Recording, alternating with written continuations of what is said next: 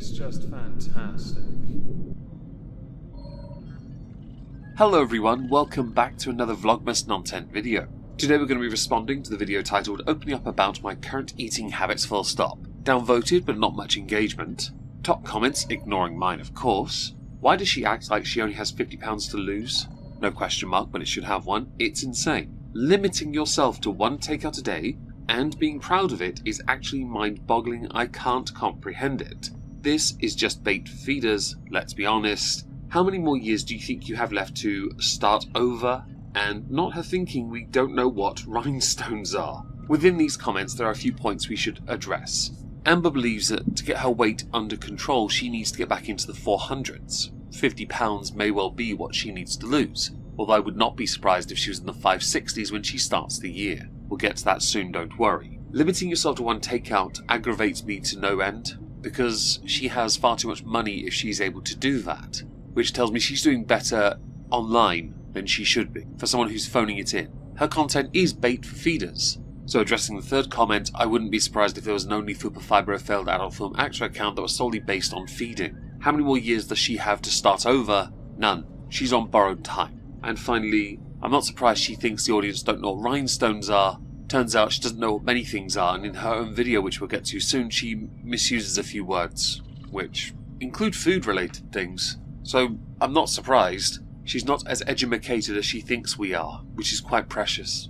Hello, welcome to a new day of Vlogmas. So I just got out of the shower a little bit ago. I'm currently in the middle of getting ready for the day and I'm like looking at my closet and I'm like, I don't know what to wear. And then I was like, oh, I have new Torrid clothes, so maybe I can wear something from that. Even if I don't, I still need to show you guys the new Torrid clothing I got. So let's do that. There's something that amuses me when it comes to the apparent existential crisis Amber goes through when it comes to getting ready in the morning for her hectic schedule of doing literally nothing and ordering takeout. Volume eating, but waiting for the camera to turn off after the 5 minutes it takes for her to record everything, and then slow it down twice to make it seem like she's moving at a normal speed. For her, anyway. So she has to start the video because it's one of the few things she has that can be argued to be based on her own standards as creative to get dressed.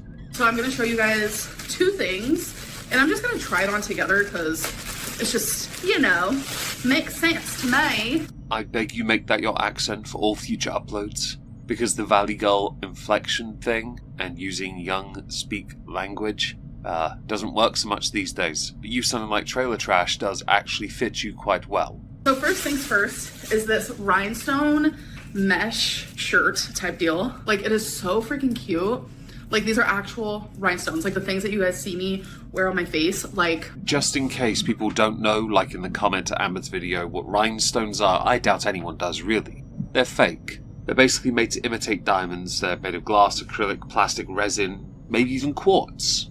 In this case, more than likely plastic, because if it's glass, there's a chance Amber would choke on it. Oh my god. And I love the color. I do get these in a size 4, and then it's not gonna match with this like at all, but you know, that's fine. This is just for try on purposes. Okay, so first impression. I thought this was cuter online. I'm not gonna lie. Does that happen to anyone else? So there's like browns, light pinks, a super light purple. It's just a dress, so we're gonna try these on. I'm almost certain I've seen that design for that dress you didn't find as attractive in real person on my great-grandmother's table with doilies on. Maybe that's what you need, doilies. Okay, so before I try on the dress, I do want to show you the mesh shirt, which fits me perfectly. So when I'm wearing mesh, I want it to be skin tight. That is the point, because I always wear it underneath something. And here I was thinking you wore skin tight rhinestone riddled clothing so you could go out dancing. This is so beautiful. Look at it. Sparkle and shimmer. Oh my god, it's so pretty. Yeah, that's bait. Don't respond, guys. We're better than this. The only person to look good in outfits that are skin tight and rhinestone based, yeah, that was Freddie Mercury, not you. Maybe Justin Hawkins as well. So now we're just gonna put on this dress real quick. I genuinely do not like the color of this dress at all. It looked more like it had a black, flowers, and it just looked like more my aesthetic online. Again, these two will not be worn together. I don't even think I'm gonna wear this dress at all. I don't like it. I don't know. This is where you being an introvert does you no favors. Because buying your clothes online based on your initial impulsive reaction to go, oh, that could be cute, isn't good enough. It's like going to a restaurant with a food insecurity and then deciding to order something you've never had before. which you totally never do. That same mentality applies to clothing as well though. You don't know for certain, so why not go to a shop? Do Torrid not have warehouses that would actually have the width to allow you to waddle down them? Or allow for a mobility scooter to drive through?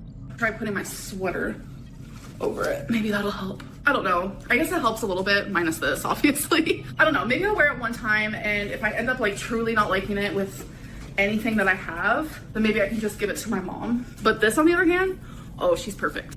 Anyone else find it strange that Amber's undoubtedly gotten dressed in the kitchen? Is your bedroom or your bathroom or your closet so small that you can't put your clothing on anywhere else? Now, some of you may not have noticed this, but I have sped her video up. I had to screen record it because no downloader would work. By speeding it up, I had to also change the audio slightly, so if you hear any spikes, really sorry about that. Just want to highlight it in case there are any complaints. We're now going to move from the clothing haul, because this is so important to us, onto the food part that may well then start to open up a conversation about, well, her eating habits and some potential plans for the new year that I called yesterday. Yes, consider that foreshadowing and therefore a spoiler. Alright, you guys, so I am about to cook, and what I noticed is greatly helping me is all the meals that I want to be cooking at home, and that I have been cooking at home, I want to be low carb. Just a small point to, put out there. The only meals you're cooking at home is the same meal at home. It has a pre-made hard-boiled egg, some cottage cheese because you're a baby, some pickles from a jar, some of those horrid little olives with garlic in. That has to be on the side, right? Then you're doing kielbasa, which has 20% of your salt in it. You're putting garlic salt over the top of that, so you're going to get all that salt added to the healthy turkey kielbasa, certainly by comparison to a standard sausage. You're going with broccoli, sprouts, cauliflower, and you're using olive oil that is in date. That's your meal. And you're going to be volume eating because you believe by packing out your meal and filling your stomach that is stopping you from feeling hunger. Problem is your bad eating habits negate some of the healthiness from that meal. The bad eating habit would be the addition of unnecessary salts. You need to reduce that as well. The whole thing about keto is redundant at this point. Let's face it here, Amber. And I like you're trying to act as if you're high and mighty about weight loss as or eating healthy to help in weight loss.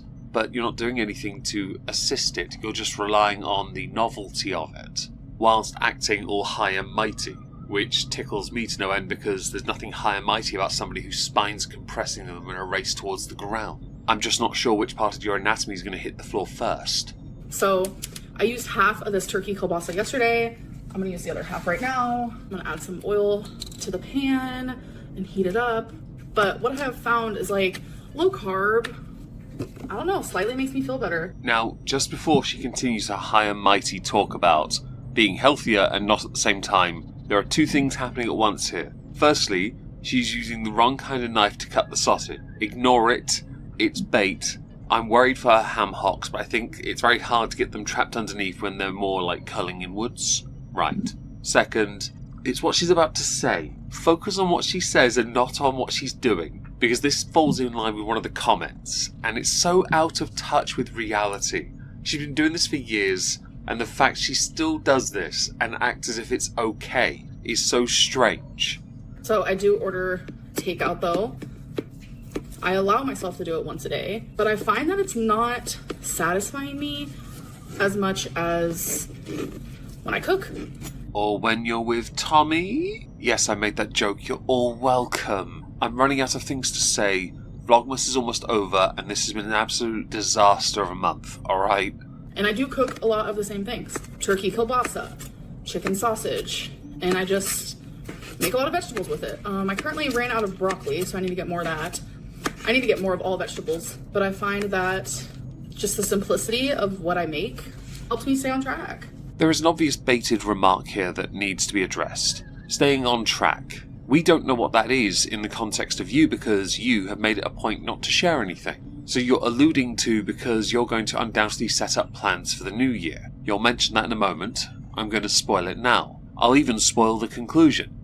You'll fail because you do every single year. I'm not gonna lie, I don't know if I have a track right now. I don't really know what I'm doing. I just know that the all or nothing approach It doesn't work for me very well. The reason the all or nothing approach doesn't work for you is because it requires for you assistance from professionals, whether that be an actual nutritionist, a psychiatrist, a PT. Actually, the PT would be the best one because they can help you with your food stuff as well. You just think you know better because you know Amber best. The problem you've got is you've been in control of Amber for far too long, and being the rather peculiar poor decisions riddled person you are, you've driven Amber into the ground. Amber. So that's why I am allowing myself to have takeout once a day. But I find that I am wanting to cook. I'm not really wanting takeout as much. Yes, guys, it means we're going to need more tapatio, more sriracha, more cauliflower, more pre-done hard-boiled eggs, more dill pickle, more non-popping jar, whatever those things were, olives, yeah? More garlic salt, garlic powder, onion salt, onion powder, and salt, pepper, kielbasa, kielbasa, kielbasa, kielbasa, kielbasa, turkey, of course. Because Amber's healthy, yo. There is such thing as food fatigue, where you get tired of eating the same thing over and over again, so you introduce a flavour to it to just spice it up. Problem you have is you have all of it already there, rendering the entire point of it moot. So your fatigue usually ends up with you going to a restaurant and ordering something you've never had before, which is not a contradiction in the slightest, I swear, guys. So I'm also going to be having some onion with this, which I always do. Love me some onion. And I just do chunky chops. I am also going to have the rest of my Brussels sprouts, but I like to cut off all of the dark looking pieces and throw that away. Like the little ends of it. I always thought for the longest time that I did not like Brussels sprouts. And I think what it is I never liked Brussels sprouts that other people cooked. But when I cook it, I like it.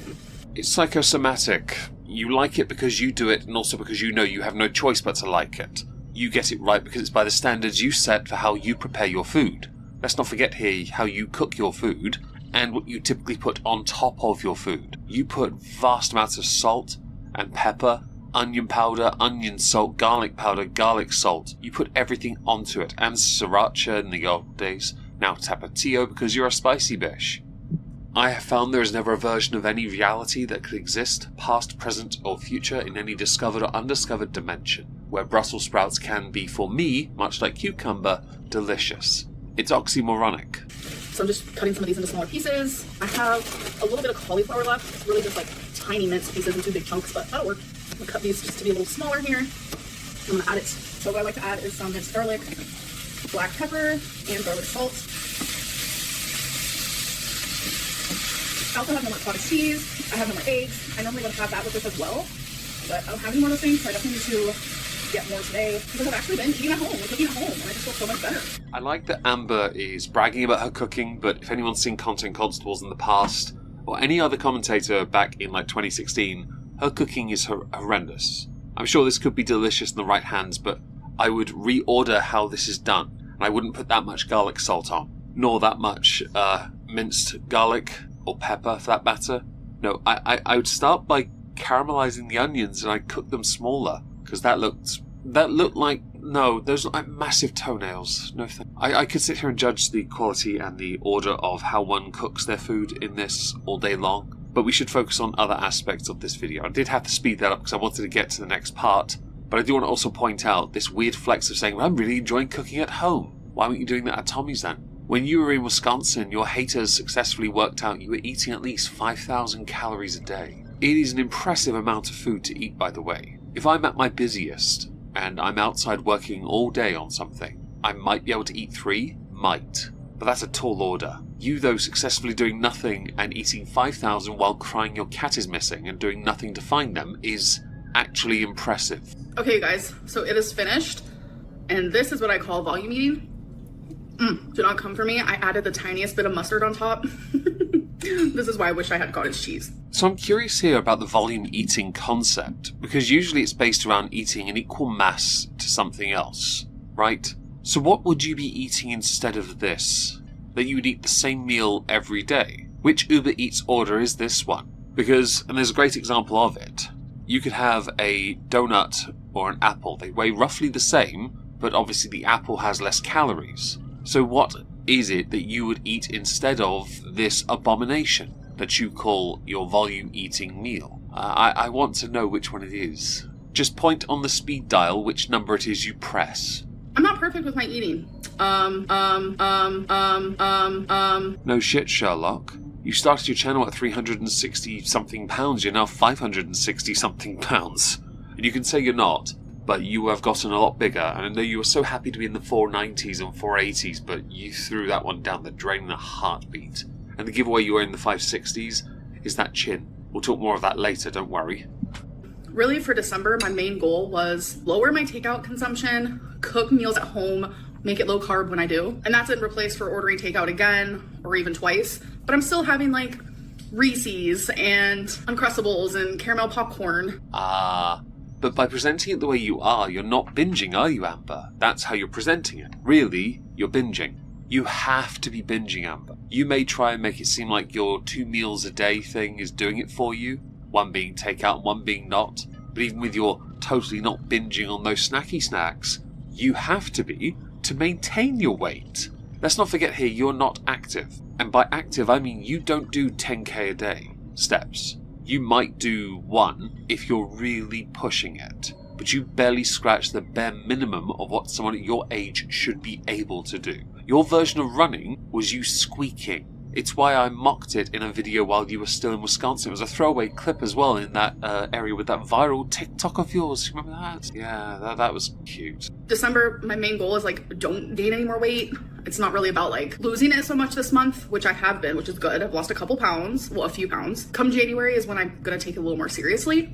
Amber, every year when a new one begins, you start anew, afresh. You have New Year's resolutions and you break them all within the first month. Every single year. Instead of setting some dumbass goals of, but new year, new me, how about you just make that change now? If it means so much to you, rather than setting it as something where, until then, I can cut loose a little, you get off that high horse and get onto a treadmill. I'm not suggesting a Peloton because I think you'd absorb it.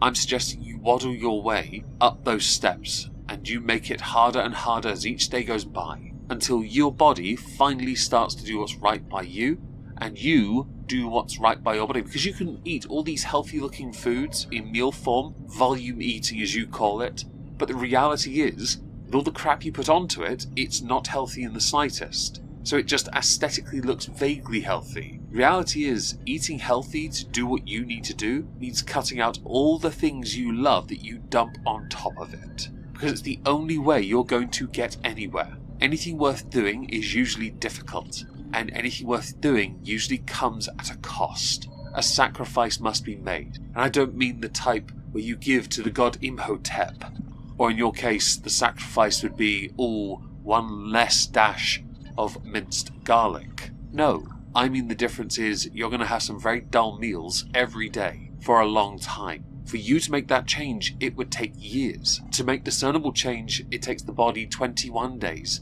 just to vaguely get in the right direction. And those 21 days are not easy. They are not meant to be easy. I'm not going to restate what I've just said already, by the way. It applies here, though. Your New Year's resolution bollocks is always the same, and always ends the same way. Because you lack the conviction to see it through. Because you're lazy, and because you're too full of yourself. Now, the next part of the video after she's finished eating her abomination of a meal involves her going out to get some supplies. Presents for her mother's boyfriend, and also to get herself some little bits and bobs, because she's not the healthiest, of course not, but she's not the binge eater that we all think she is. I think she also got Twinkie some treats, which was lovely. Yes. I also got myself some Tootsie Rolls. I love a Tootsie Roll. I don't know what to say about it. I got me some Cherry Cardinal, like, little Debbie things. I have never had this before, and I want to try it, and I just thought it looked cute. I don't know. Rather than go through all the food she shows off, I just wanted to get to that part of Cherry Cardinals. Amber can't read. It's okay. She still says ornament, so it's quite alright. Don't be surprised she also can't talk about food she's never tried but wants to buy because it looks cute, as opposed to the food anxiety of not knowing what she's going to have. That would surely then mean she can't eat it in the first place. But don't worry, she'll save this for a video in the near future and we'll get to watch her nibble on it and go, it's alright, and then she'll finish it off screen anyway. I have some fan art, and this one is just drawn. She hasn't colored it yet, but I'm about to show you. She also ended up coloring it, and girl, This is some of my all-time favorite fan art I've ever seen of me. I think it is so cute. Amber, if you use that as a profile picture on a dating website, which I fully expect you to do in the near future, use a dating profile, that is, not that picture as the dating profile, it would be considered catfishing, because it's missing a few key ingredients. For example, it's missing half your personality that sits underneath your first chin. I could add more, but I get demonetized for telling you. What a shame. Oh, this month has been a tragedy. Moistmas. Very moist, miss. Ew. Meggy Moistmas.